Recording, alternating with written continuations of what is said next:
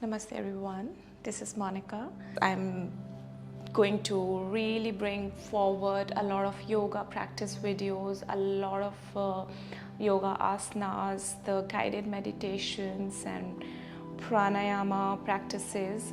So I think the first video that I can think of and I should begin with is what do I really think yoga is, especially for me. So I was just thinking about what does yoga truly mean to me and what do I really and truly feel about my own yoga practice. Then I would say, and it is pretty much known that yoga, that word itself means the union, that which means that things that are diverse, it brings all of them together in one place and brings harmony in between those things, right? And that's what a union is. A union is not just two people coming together or three things coming together or multiple ideas coming together.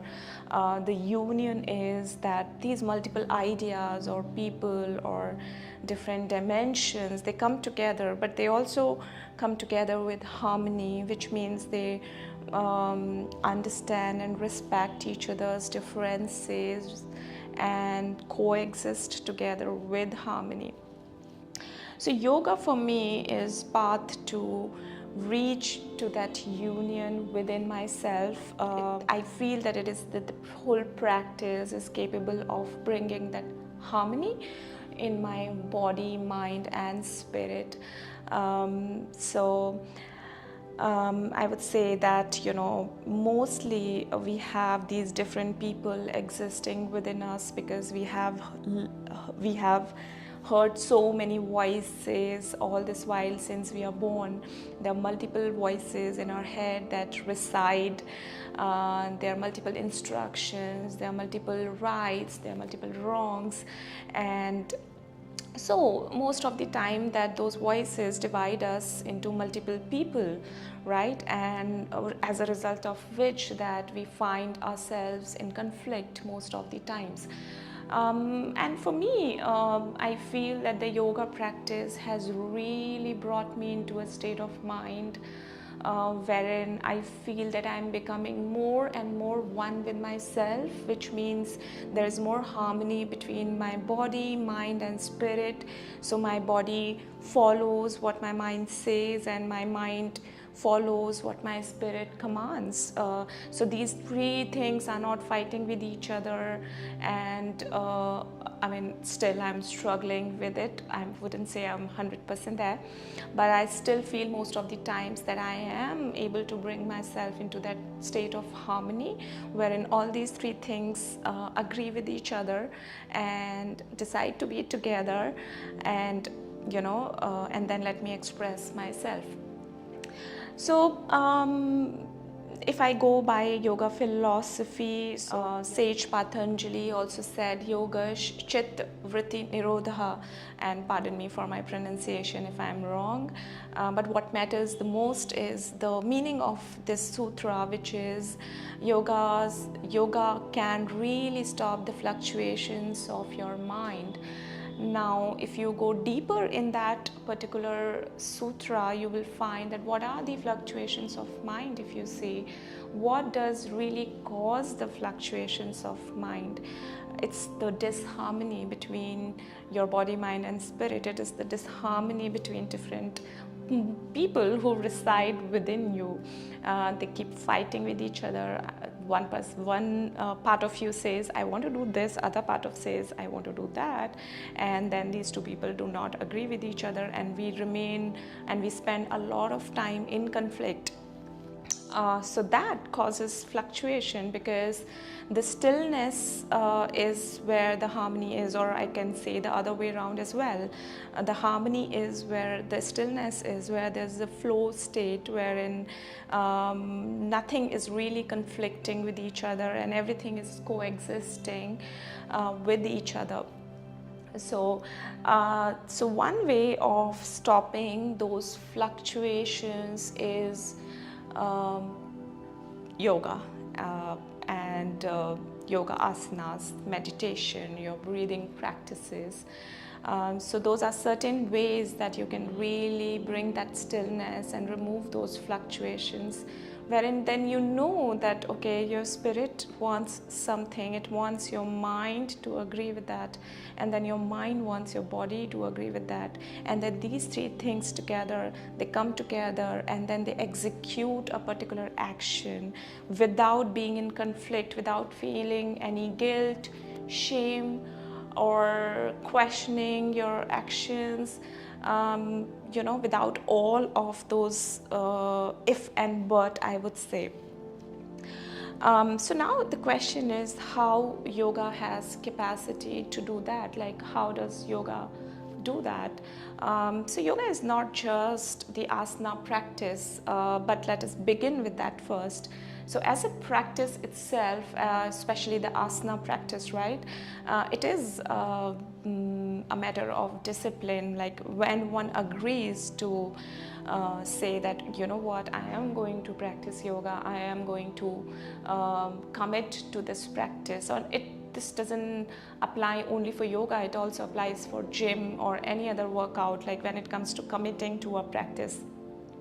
So when you commit to a practice itself, your spirit is kind of giving you that that signal that, it is time that you take care of yourself. It is time that you really need to invest some time in yourself, in your physical health or mental health, whatever it is, anything that you really require right now. So your spirit kind of gives you that inspiration within you, and then you decide, okay, like I will start my practice from tomorrow, and then when next day you wake up and your mind says, maybe I will practice the next day onwards, and then you decide to just lay down in your bed and you feel that, okay, maybe today I should just take rest. And when you wake up, you probably wake up with this sense of guilt, which means there is a fluctuation in your mind now, and the stillness which was there is gone, because now you're feeling guilty because you have decided something for yourself and you are now deviating from that.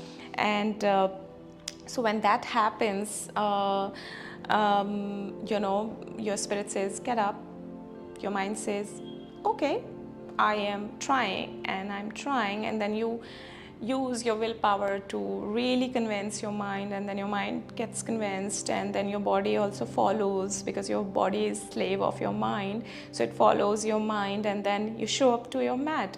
So which means at that point itself, when your mind was saying, I just want to take rest, I do not want to get up, you brought harmony, you convinced your mind that, you know what, we have decided this, so you have to be with me and let's just get up. So you brought that harmony, so then there is no conflict, and when you finish your practice you feel so great about yourself, because you could really work on that conflict and bring that harmony in your decision. So imagine yourself doing this every day, right? Like every day you are working on that conflict, and then there would be one day when your mind just knows that, okay, then there's no conflict, there's no fighting between these three people within yourself. Everything is just aligned, and it gets habitual of that alignment, and there would be a day wherein you do not have to go through this every day. You get up and you show up to your mat, you practice, and you're in harmony. So that is one part of it. The second part of it is the breathing, and which is very important, because yoga as a practice, and what I really admire about this practice is the connection with your breath, because it is such a subtle connection. Mostly we are always engrossed in the gross part of this world, when we are focusing on our body, we are focusing on the surroundings, how things look, how we look, etc., etc. But yoga really gives you that chance wherein each movement is coordinated with your breath. So you really get into that breath, you move your awareness from the gross to your subtle breath, and each movement you inhale and then you exhale, and you keep your connection with the breath, which further deepens your awareness, which means it also brings harmony, that union between your body movement and breath. Yeah, so that was another part of yoga, which again, how it inculcates the harmony in your nature or in your behavior. So the other part is the meditation, of course, the breathing practices, the pranayama practices that we have, which further helps you relax your mind. And when I say relax your mind, it is very important. Why do we need to really relax our mind? So these particular practices, when it comes to pranayama and meditation, they give you an opportunity to be still, sit down at one place, focus on your breath, and focus on your thoughts or maybe sounds. I mean, there could be different kind of guided meditations, or you just can do a silent sitting. But what are these practices doing for you is they are giving you a time to do nothing, and so which means your mind relaxes, which means you are conserving your energy. Otherwise, what happens if you don't take this time out to relax your mind is always running, it is always consuming the energy that you have within your body, the prana, the life force within your body. So it is consistently being consumed by your mind. And so when that happens, you are consistently in a rut, in a vicious cycle of thoughts, and there is no time that your mind gets to relax, regain the energy, to conserve that energy, so that you can use that energy to create something new, to create some new ideas, or so it's very important that you really let your mind relax, for even if it is for 5 minutes.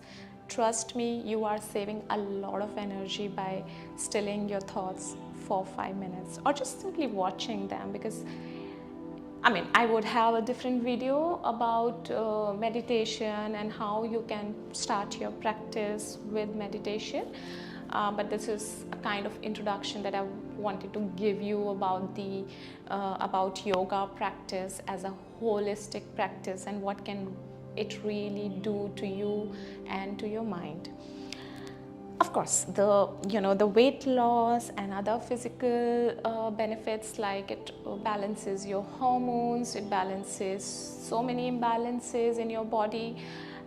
You can probably lose your weight. So those things are the byproduct, but the main purpose, the main aim of yoga is to let you relax your mind, let you bring that stillness in your mind, prepare you for one being within you, which is flowing all your actions, whatever you're doing. So your actions come into a flow state. You're not forcing them. There's no conflict. You're not fighting within yourself, and you just flow like a river.